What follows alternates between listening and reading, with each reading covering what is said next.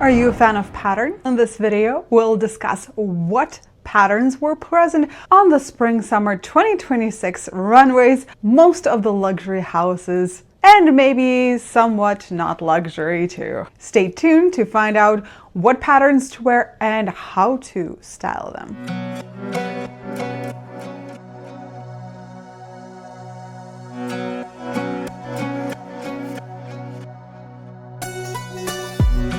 Hello and welcome to Design or Design.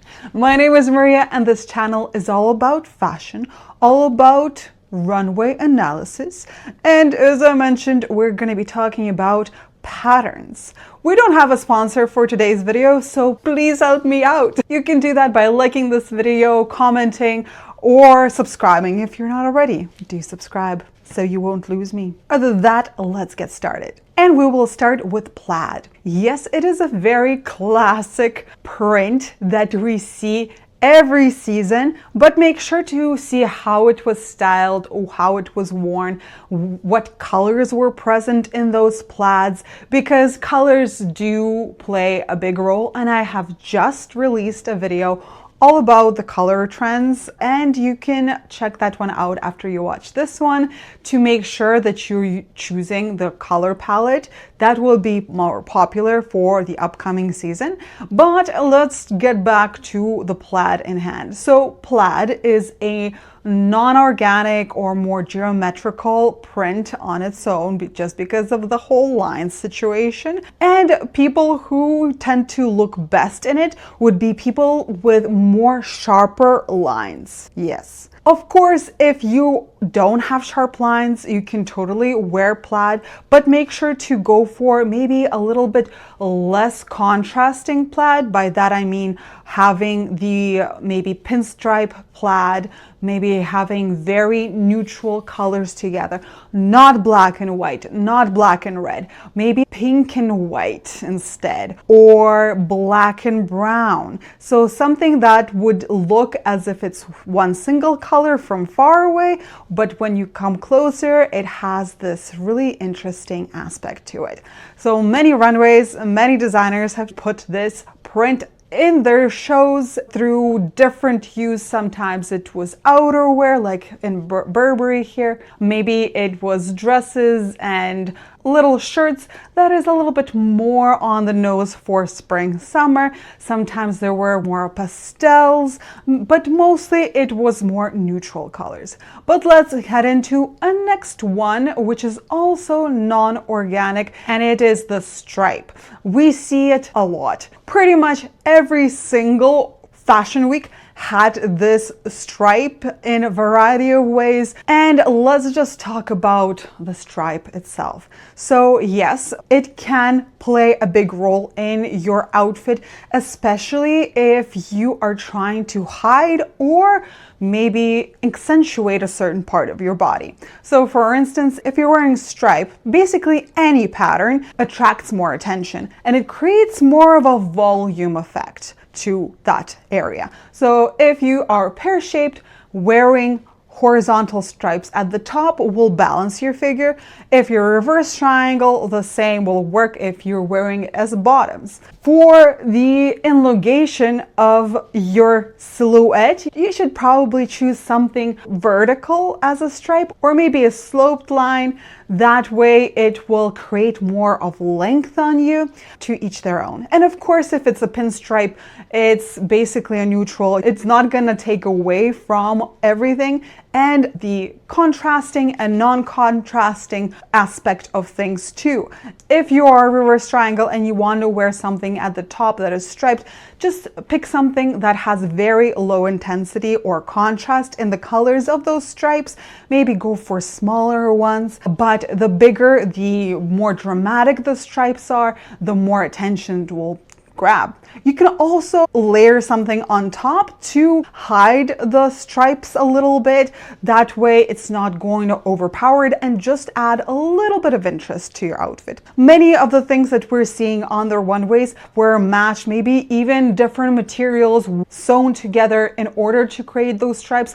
For us, it's probably going to be a printed stripe or a woven stripe because it's much cheaper to create. Maybe some jumpers like here, but a lot of these striped things were on the polo shirts that we already seen in the previous seasons. So if you ended up buying something like this, make sure to get it out and still continue wearing it. When purchasing these rigid striped items, you need to take a look at the craftsmanship of things, because if the lines don't align and the print is all weird, is going to be very noticeable and will cheapen your look altogether. So when you're shopping, make sure to look for those seams, look if the lines are aligning, look for pockets, look for, even if you have a button-up shirt and it's horizontal stripes, look that those stripes are matching, because otherwise it's going to look very unprofessional and really poorly done.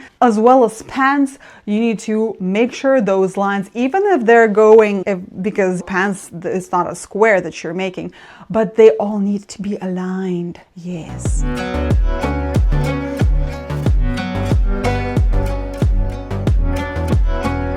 All right, we are moving into more organic shapes. By organic, I mean they are circular or floral or something with wiggles to it. First, we're seeing the polka dot trend. Schiaparelli here had several interpretations of this. Sometimes there were cutout or there were sweaters with intentional holes in there, sometimes even layered together. Sometimes they had a sheer dress with fur polka dots. Amazing, love it. We also see the polka dot in more of a larger format and Dolce & Gabbana in men's show. We also see it in other shows, maybe even a little different texture, just like in Schiaparelli, of having sheer and more of a matte things as polka dots. We also see more confetti polka dots, which means that are not so symmetrical on the thing. And we've seen that already, so I'm sure you have something like this in your closet. All right, next one is the florals. Of course, spring florals. Florals are every season, but let's take a look at just what kind of florals there were. All right, so first I see lots of more vintagey florals, maybe a smaller floral, maybe almost like wallpaper florals. And let's discuss what kind of florals should you choose for yourself. All right, so one thing you need to consider is the contrast of the florals. Are they really bright and saturated, or are they very muted and dainty? So first of all, take a look at your face and how much do you have contrast in it.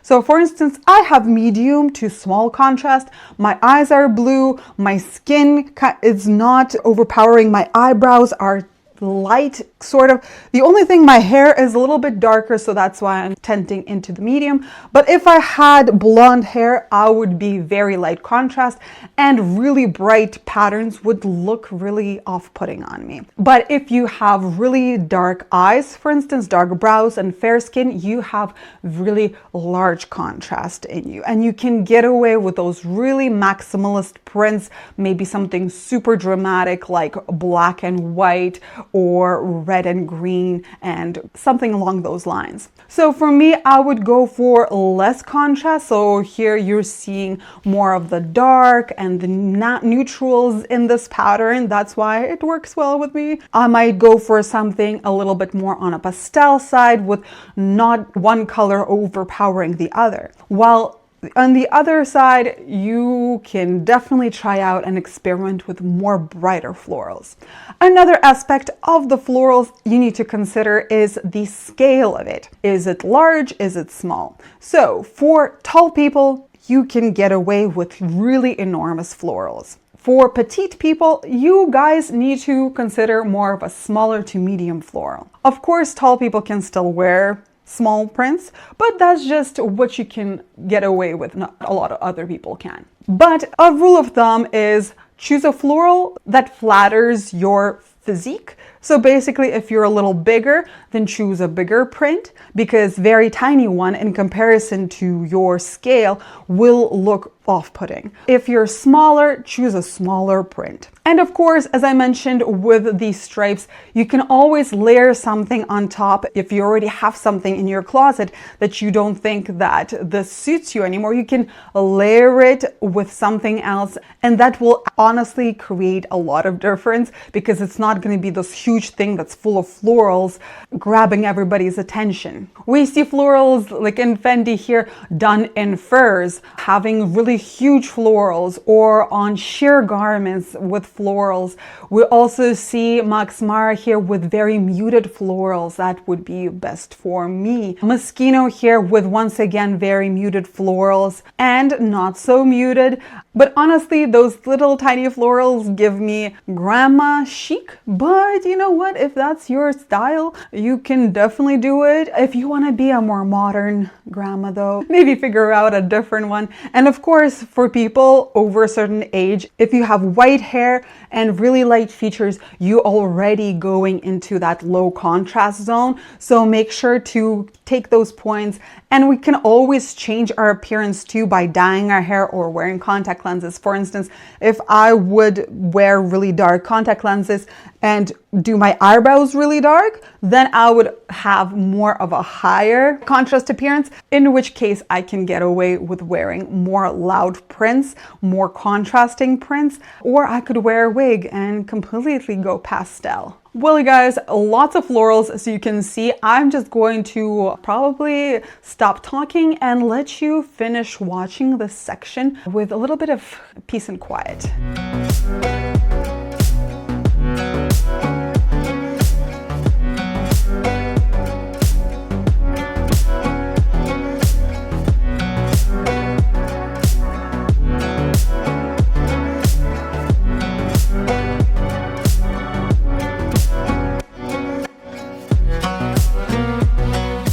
There were some florals that had a very dramatic effect, as in there was only a single floral on the entire garment. With these, you need to be a little bit careful when choosing it. Try it on and see if that floral is not located in the right place. For instance, if you are trying to hide your tummy and it's on there, is going to amplify it. Or maybe it just might look like a period stain. The florals that shook me the most was in Miu Miu. This takes me back to my childhood and USSR aesthetic. Yeah, I don't know how that's gonna go. Maybe the popularity of it is to do with the treadwife aesthetic, but that's only me guessing. All right, you guys, next one up is the animal print. And animal prints are basically very neutral print that you can wear, and you don't have to go all out. You can even just opt for a little bag or shoes in that print, and it's going to be a nice little statement. The prints that we did see, more of a zebra print a little bit, which is quite high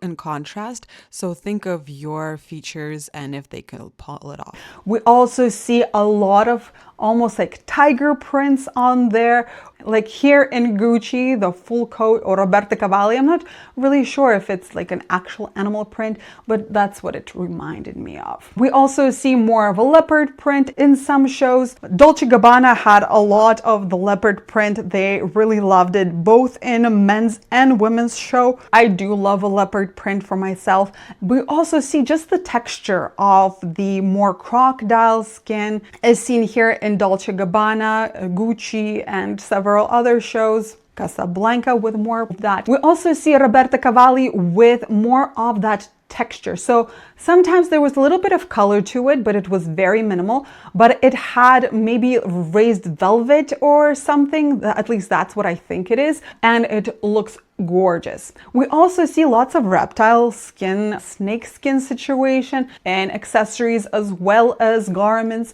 Elisab had a lot of these, either full on garments or a little bit of details. The thing with these are more organic. They don't have to look really put together. So when you're shopping around, it's not that important to check if the pattern is continuing on perfectly, because nobody will notice. It's very asymmetrical. It's very out there. And also think about your complexion. Do you have more warmer tones? Leopard would work better for you because it does have lots of oranges and browns in there, while the snakeskin will go for more of a cooler skin tone just because it usually has a little bit more gray in it. And of course, the leopard print can also be done in a cooler color scheme. Blue Marine had the butterfly wings and little butterfly silhouettes here and there. It's also an animal print, you guys. We have reached the area where I'm going to be talking about mixing prints together. We see lots of that in the shows, especially combining multiple floral prints in the same garment, doing a patchwork of some sort, but not really. Yeah, it looks like it's a single print. Vivienne Westwood also did this a lot. We see lots of different prints, but still being florals. One thing I would encourage you guys, this is more of a fast fleeting trend, in my opinion. The best thing you could do is just to get a few different florals and pair them together, like a skirt on one, shirt on the other, if you like this. Or like here in Dress Van Noten, they have scarves that have different prints and they just wrapped it around. You can also find the organic prints like polka dots and florals, or snake skins and polka dots. This is a really great way to style things, especially if they're in the same color, muteness, and etc. Next one, we have the stripes with stripes. It was very popular basically because we had lots of them all over the runways. So having that is fine. Just think about the color combinations of this. Do they work together? Do they have a similar color in them? Do they interact well with each other? Are they the same texture? Are they different texture? Dress Van Noten was great for this. They showed some amazing ways that you can combine different colors and different prints together.